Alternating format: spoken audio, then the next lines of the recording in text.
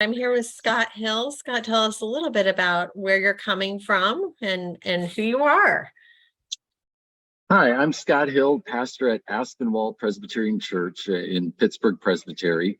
If you know Pittsburgh at all, we're just across the Highland Park Bridge from the Pittsburgh Zoo. And it's a nice little town of, it's a pretty urban feeling suburb with houses that are close together, big houses, but on little lots. And so there's a real community feeling here. And it's wonderful. Tell us about your ministry. Tell us about what you're doing and how this came about. Yes, I've been asked to talk about our project called Standing for Good, which we've been doing for a few years now. And of course, that old phrase, a couple years off for COVID. But it's lemonade stands, believe it or not. And the way we got started on this was I had been to the Next Church conference in Baltimore and did a field visit to a place where a church had started a peaceful presence on a corner known for violence.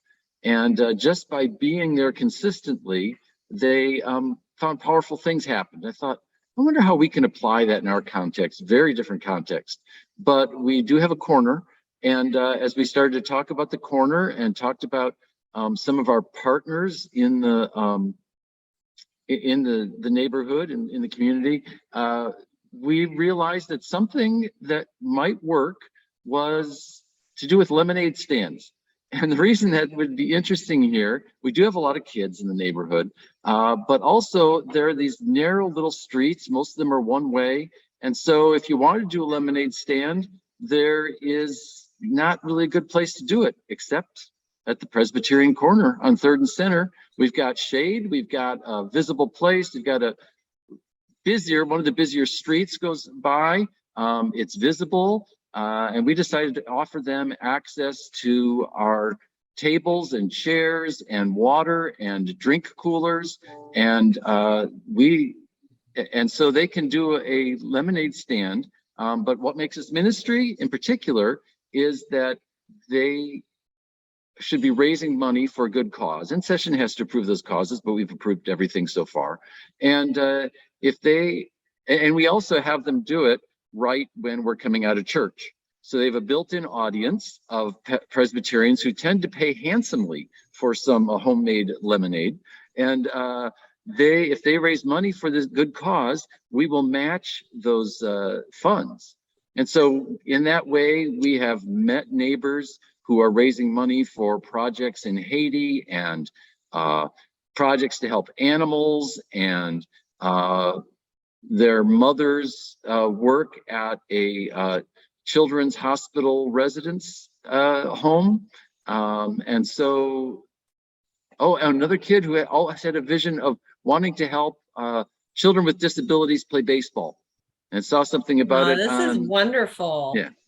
And it's multi-generational, which is nice. Now, are you providing the actual stand and they're providing the product? Is that how that works? Basically, yes. Okay. So, yep, we've got tables and chairs and coolers and all that. And somebody helps them get set up, and they go to it. It's lemonade. And of course, sometimes it's lemon bars or brownies or cookies or something like that as well.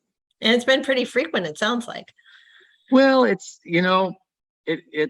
it works best when we have a community partner that is working on something they want to raise money for, and they're motivated then.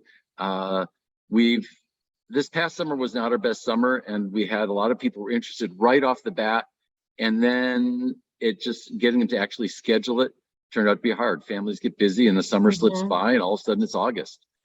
So there's that. Well, I think it's wonderful. I appreciate you sharing this today. I'm hoping that it inspires others and sparks some ideas, if not the exact same ones, some new ones. And I think it's wonderful. Absolutely wonderful. Thank you for sharing.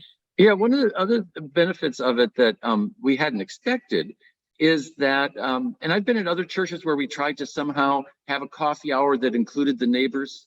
We even one time went down to a local grocery store and did coffee hour in the parking lot. And people were just leery of it, understandably.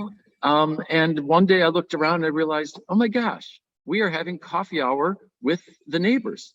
Because people Wow. would come on a regular basis to see if there was a lemonade stand today, and our members were out there, and sometimes there were people they knew, and sometimes there were people they just got talking with. And so that's been a wonderful way to connect with our neighborhood. Another really nice thing that happened was that there were two different families, lived just a few blocks apart, that both had a history of supporting projects in Haiti. One guy had run across Haiti 3 times to raise money for this project. Wow. But they'd never met until Oh, one of them did a lemonade stand, and the other one came over to check it out, and they got to meet each other. So we were providing That's some community amazing. networking in that way. Absolutely. Strengthening the fabric of your community quilt, to say the least. Yeah, That's absolutely. Yep. wonderful. That's absolutely wonderful. Is there anything else that you'd like to share?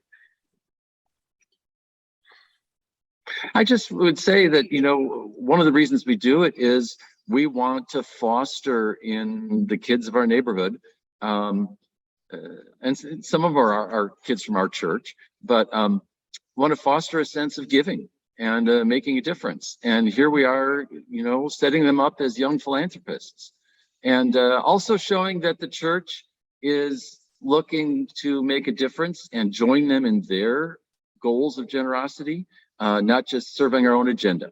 And I think that paves the way for all kinds of good relationships when we show that we're interested in what they're interested in, and we can celebrate what they're interested in. Absolutely. Oh my goodness. Well said. Thank you so much, Scott, for your time and being part of our assembly. We appreciate it. Very glad to do it.